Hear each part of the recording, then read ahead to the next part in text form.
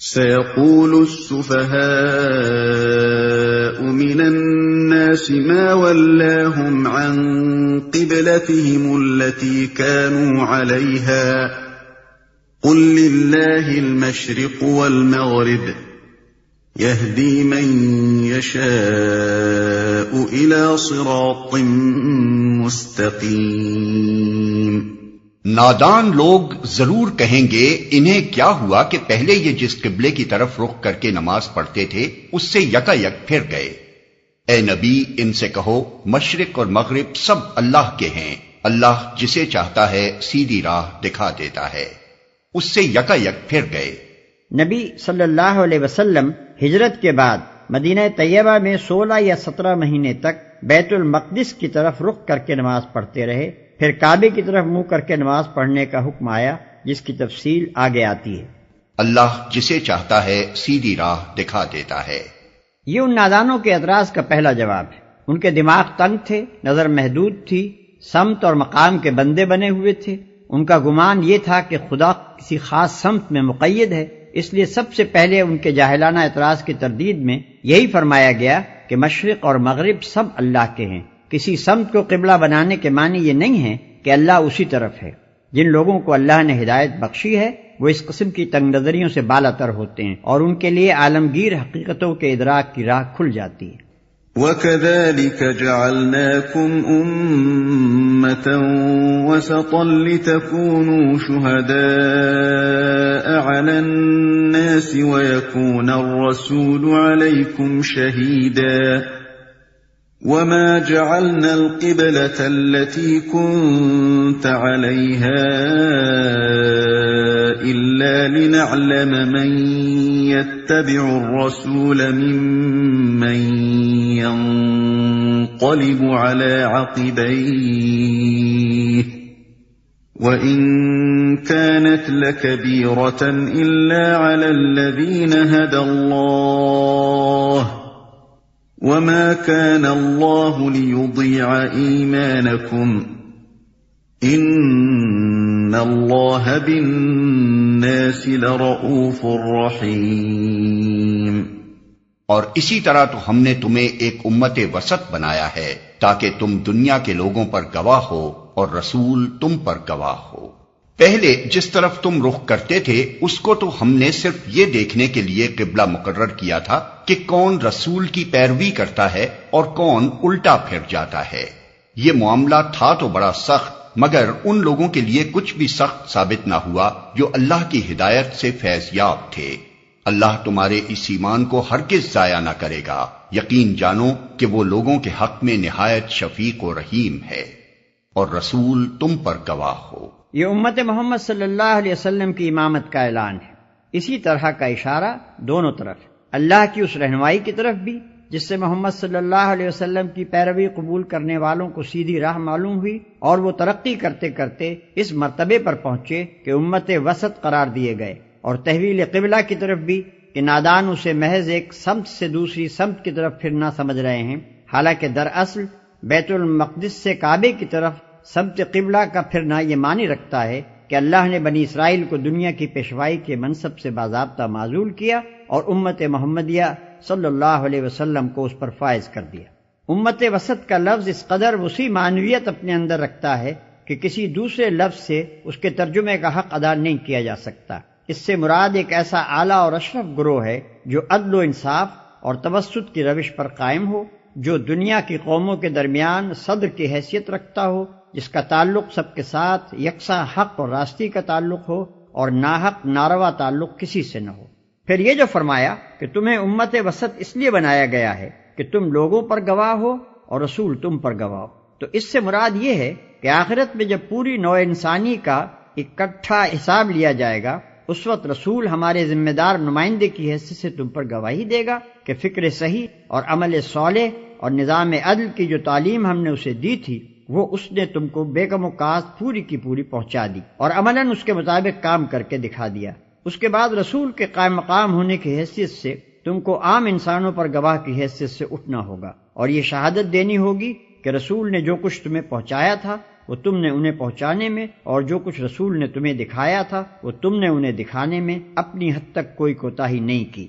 اس طرح کسی شخص یا گروہ کا اس دنیا میں خدا کی طرف سے گواہی کے منصب پر مامور ہونا ہی در حقیقت اس کا امامت اور پیشوائی کے مقام پر سرفراز کیا جانا ہے۔ اس میں جہاں فضیلت اور سرفرازی ہے وہیں ذمہ داری کا بہت بڑا بار بھی ہے۔ اس کے معنی یہ ہے کہ جس طرح رسول اللہ صلی اللہ علیہ وسلم اس امت کے لیے خدا ترسی، راست روی، عدالت اور حق پرستی کی زندہ شہادت بنے، اسی طرح اس امت کو بھی تمام دنیا کے لیے زندہ شہادت بننا چاہیے، حتیٰ کہ اس کے قول اور عمل اور برتاؤ ہر چیز کو دیکھ کر دنیا کو معلوم ہو کہ خدا ترسی اسی کا نام ہے، راست روی یہ ہے، عدالت اس کو کہتے ہیں، اور حق پرستی ایسی ہوتی ہے۔ پھر اس کے معنی یہ بھی ہیں کہ جس طرح خدا کی ہدایت ہم تک پہنچانے کے لیے رسول اللہ صلی اللہ علیہ وسلم کی ذمہ داری بڑی سخت تھی، حتیٰ کہ اگر وہ اس میں ذرا سی کوتاہی بھی کرتے تو خدا کے ہاں ماخوذ ہوتے، اسی طرح دنیا کے عام انسانوں تک اس ہدایت کو پہنچانے کی نہایت سخت ذمہ داری ہم پر عائد ہوتی ہے۔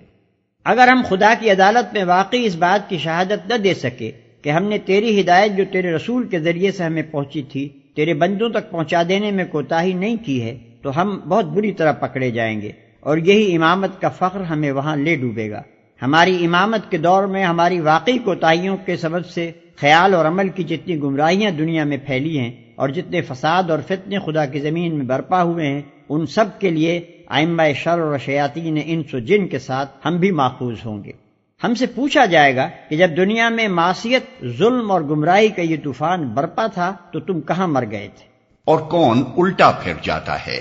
یعنی اس سے مقصود یہ دیکھنا تھا کہ کون لوگ ہیں جو جاہلیت کے تعصبات اور خاک و خون کی غلامی میں مبتلا ہیں، اور کون ہیں جو ان بدشوں سے آزاد ہو کر حقائق کا صحیح ادراک کرتے ہیں۔ ایک طرف اہل عرب اپنے وطنی و نسلی فخر میں مبتلا تھے، اور عرب کے کعبے کو چھوڑ کر باہر کے بیت المقدس کو قبلہ بنانا ان کی اس قوم پرستی کے بت پر ناقابل برداشت ضرب تھا۔ دوسری طرف بنی اسرائیل اپنی نسل پرستی کے غرور میں پھنسے ہوئے تھے، اور اپنے آبائی قبلے کے سوا کسی دوسرے قبلے کو برداشت کرنا ان کے لیے محال تھا۔ ظاہر ہے کہ یہ بت جن لوگوں کے دلوں میں بسے ہوئے ہوں وہ اس راستے پر کیسے چل سکتے تھے جس کی طرف اللہ کا رسول انہیں بلا رہا تھا۔ اس لیے اللہ نے ان بت پرستوں کو سچے حق پرستوں سے الگ چھانٹ دینے کے لیے پہلے بیت المقدس کو قبلہ مقرر کیا، تاکہ جو لوگ عربیت کے بت کی پرستش کرتے ہیں وہ الگ ہو جائیں۔ پھر اس قبلے کو چھوڑ کر کعبے کو قبلہ بنایا تاکہ جو اسرائیلیت کے پرستار ہیں وہ بھی الگ ہو جائیں۔ اس طرح صرف وہ لوگ رسول کے ساتھ رہ گئے جو کسی بت کے پرستار نہ تھے، محض خدا کے پرستار تھے۔ قد نرى تقلب وجهك في السماء فلنولينك قبلة ترضاها فول وجهك شطر المسجد الحرام وحيث ما كنتم فولوا وجوهكم شطره وَإِنَّ الَّذِينَ أُوتُوا الْكِتَابَ لَيَعْلَمُونَ أَنَّهُ الْحَقُّ مِنْ رَبِّهِمْ وَمَا اللَّهُ بِغَافِلٍ عَمَّا يَعْمَلُونَ۔ یہ تمہارے منہ کا بار بار آسمان کی طرف اٹھنا ہم دیکھ رہے ہیں، لو ہم اسی قبلے کی طرف تمہیں پھیرے دیتے ہیں جسے تم پسند کرتے ہو۔ مسجد حرام کی طرف رخ پھیر دو، اب جہاں کہیں تم ہو اسی کی طرف منہ کر کے نماز پڑھا کرو۔ یہ لوگ جنہیں کتاب دی گئی تھی خوب جانتے ہیں کہ تحویل قبلہ کا یہ حکم ان کے رب ہی کی طرف سے ہے اور برحق ہے، مگر اس کے باوجود جو کچھ یہ کر رہے ہیں اللہ اس سے غافل نہیں ہے۔ مسجد حرام کی طرف رخ پھیر دو، اب جہاں کہیں تم ہو اسی کی طرف منہ کر کے نماز پڑھا کرو۔ یہ ہے وہ اصل حکم جو تحویل قبلہ کے بارے میں دیا گیا تھا۔ یہ حکم رجب یا شعبان 2 ہجری میں نازل ہوا۔ ابن سعد کی روایت ہے کہ نبی صلی اللہ علیہ وسلم بشر بن برا بن معرور کے ہاں دعوت پر گئے ہوئے تھے۔ وہاں ظہر کا وقت آ گیا اور آپ لوگوں کو نماز پڑھانے کھڑے ہوئے۔ 2 رکعتیں پڑھا چکے تھے کہ تیسری رکعت میں یکایک وحی کے ذریعے سے یہ آیت نازل ہوئی، اور اسی وقت آپ اور آپ کی اقتداء میں جماعت کے تمام لوگ بیت المقدس سے کعبے کے رخ پھر گئے۔ اس کے بعد مدینہ اور اطراف مدینہ میں اس کی عام منادی کی گئی۔ برا بن عازب کہتے ہیں کہ ایک جگہ منادی کی آواز اس حالت میں پہنچی کہ لوگ رکوع میں تھے، حکم سنتے ہی سب کے سب اسی حالت میں کعبے کی طرف مڑ گئے، انس بن مالک کہتے ہیں کہ بنی سلمہ میں یہ اطلاع دوسرے روز صبح کی نماز کے وقت پہنچی، لوگ ایک رکعت پڑھ چکے تھے کہ ان کے کانوں میں آواز پڑی، خبردار رہو، قبلہ بدل کر کعبے کی طرف کر دیا گیا ہے۔ سنتے ہی پوری جماعت نے اپنا رخ بدل دیا۔ خیال رہے کہ بیت المقدس مدینے سے عین شمال میں ہے اور کعبہ بالکل جنوب میں۔ نماز باجماعت پڑھتے ہوئے قبلہ تبدیل کرنے میں لامحالہ امام کو چل کر مقتدیوں کے پیچھے آنا پڑا ہوگا، اور مقتدیوں کو صرف رخ ہی نہ بدلنا پڑا ہوگا بلکہ کچھ نہ کچھ انہیں بھی چل کر اپنی صفیں درست کرنی پڑی ہوں گی۔ چنانچہ بعض روایات میں یہی تفصیل مذکور بھی ہے۔ اور یہ جو فرمایا کہ ہم تمہارے منہ کا بار بار آسمان کی طرف اٹھنا دیکھ رہے ہیں، اور یہ کہ ہم اسی قبلے کی طرف تمہیں پھیرے دیتے ہیں جسے تم پسند کرتے ہو، اس سے صاف معلوم ہوتا ہے کہ تحویل قبلہ کا حکم آنے سے پہلے نبی صلی اللہ علیہ وسلم اس کے منتظر تھے۔ آپ خود یہ محسوس فرما رہے تھے کہ بنی اسرائیل کی امامت کا دور ختم ہو چکا ہے، اور اس کے ساتھ بیت المقدس کی مرکزیت بھی رخصت ہوئی۔ اب اصل مرکز ابراہیمی کی طرف رخ کرنے کا وقت آ گیا ہے۔ مسجد حرام کے معنی ہیں حرمت اور عزت والی مسجد۔ اس سے مراد وہ عبادت گاہ ہے جس کے وسط میں خانہ کعبہ واقع ہے۔ کعبے کی طرف رخ کرنے کا مطلب یہ نہیں ہے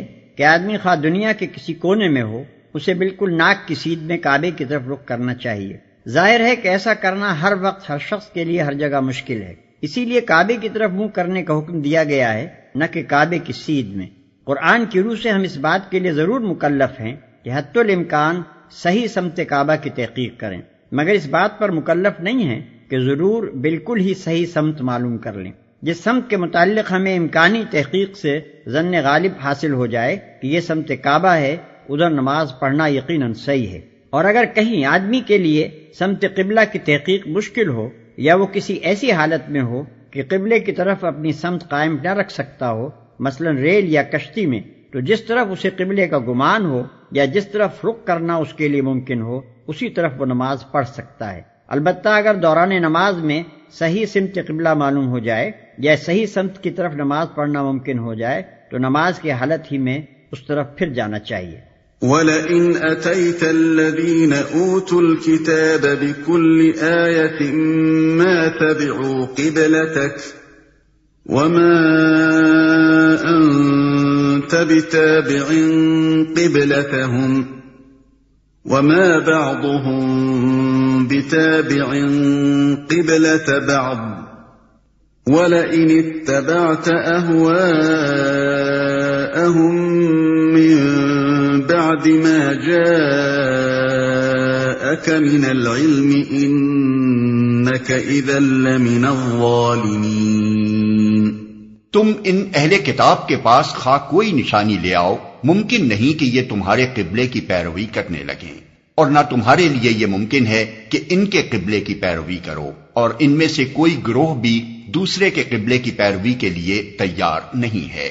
اور اگر تم نے اس علم کے بعد جو تمہارے پاس آ چکا ہے ان کی خواہشات کی پیروی کی تو یقیناً تمہارا شمار ظالموں میں ہوگا۔ مطلب یہ ہے کہ قبلے کے متعلق جو حجت و بحث یہ لوگ کرتے ہیں، اس کا فیصلہ نہ تو اس طرح ہو سکتا ہے کہ دلیل سے انہیں مطمئن کر دیا جائے، کیونکہ یہ تعصب اور ہٹ دھرمی میں مبتلا ہیں، اور کسی دلیل سے بھی اس قبلے کو چھوڑ نہیں سکتے جسے یہ اپنی گروہ بندی کے تعصبات کی بنا پر پکڑے ہوئے ہیں، اور نہ اس کا فیصلہ اس طرح ہو سکتا ہے کہ تم ان کے قبلے کو اختیار کر لو، کیونکہ ان کا کوئی ایک قبلہ نہیں ہے جس پر یہ سارے گروہ متفق ہوں، اور اسے اختیار کر لینے سے قبلے کا جھگڑا چک جائے۔ مختلف گروہوں کے مختلف قبلے ہیں، ایک کا قبلہ اختیار کر کے بس ایک ہی گروہ کو راضی کر سکو گے، دوسروں کا جھگڑا بدستور باقی رہے گا۔ اور سب سے بڑی بات یہ ہے کہ پیغمبر کی حیثیت سے تمہارا یہ کام ہے ہی نہیں کہ تم لوگوں کو راضی کرتے پھرو اور ان سے لین دین کے اصول پر مصالحت کیا کرو۔ تمہارا کام تو یہ ہے کہ جو علم ہم نے تمہیں دیا ہے سب سے بے پرواہ ہو کر